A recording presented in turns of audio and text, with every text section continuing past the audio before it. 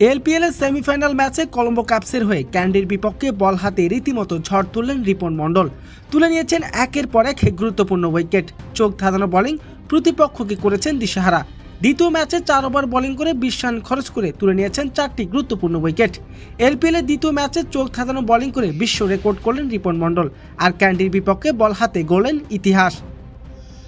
এলপিএলে আজ গুরুত্বপূর্ণ ম্যাচে ক্যান্ডির মুখোমুখি হয়েছে কলম্বো ক্যাপস। জিতলেই ফাইনাল, হারলে বিদায়, এমন কঠিন সমীকরণে আজ একাদশে সুযোগ পান রিপন মণ্ডল। ইনিংসের দ্বিতীয় ওভারে বল হাতে সুযোগ পান রিপন, আর দ্বিতীয় ম্যাচে এমন দুর্দান্ত চোখ ধাঁধানো বোলিং করে গড়লেন নতুন এক ইতিহাস। তার চোখ ধাঁধানো সুইং আর সুইফট ডেলিভারির সামনে ক্যান্ডির কোনো ব্যাটারই দাঁড়াতে পারেনি।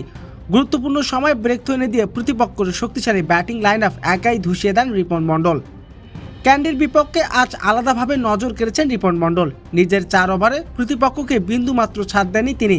চমৎকার লাইন লেন্থ বজায় রেখে 4 ওভার বোলিং করে 20 রান খরচ করে তুলে নিয়েছেন 4টি গুরুত্বপূর্ণ উইকেট। রিপন মণ্ডলের দুর্দান্ত বোলিংয়ে আজ সহজ জয় দেখা পায় কলম্বো ক্যাপস, আর এদিন ফাইনাল নিশ্চিত করেন তারা।